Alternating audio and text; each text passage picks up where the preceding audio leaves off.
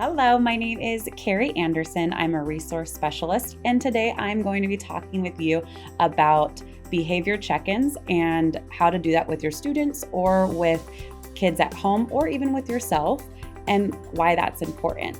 So when you check in with a student, if they're having a bad behavior, if they look like that they're having a bad day, the best is to use the zones of regulation. That's what we use here at our school. And there's 4 different zones that you can be in. So the blue zone, the green zone, the yellow zone, and the red zone. These are really easy for kids to learn and recognize, especially if you start it at a young age. And always when you're teaching feelings and emotions to students, you want them to know that all feelings are okay.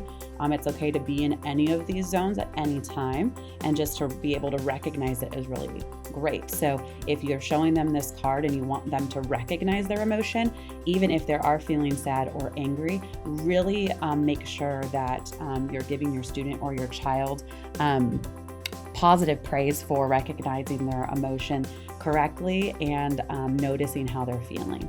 The first zone is the blue zone, and that is when a student might be acting really sad, kind of tired, maybe shy or a little out of it, maybe showing signs of boredom, maybe they're sick, their stomach hurts, something like that.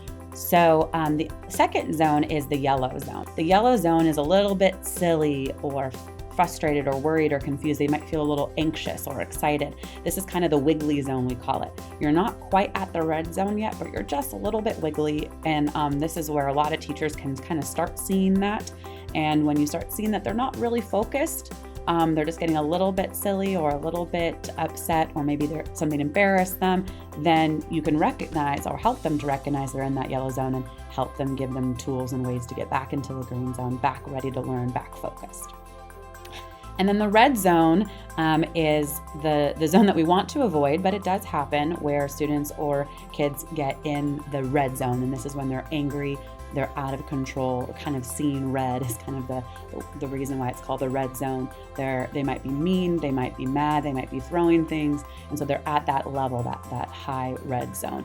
And we do have some ways to calm them down or back down into the yellow, or all the way back down into the green zone. But the best way is for students to start to recognize when themselves are in these zones, and then learn ways to get back into the green zone and really help them be excited to be in the green zone, be excited to be calm and focused and happy and ready to learn.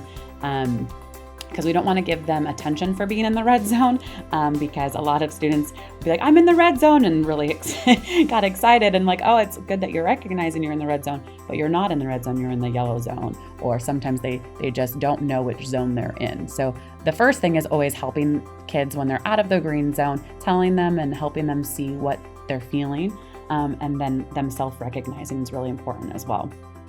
So using these zones will help you and the student better understand their emotions and where they are in the classroom.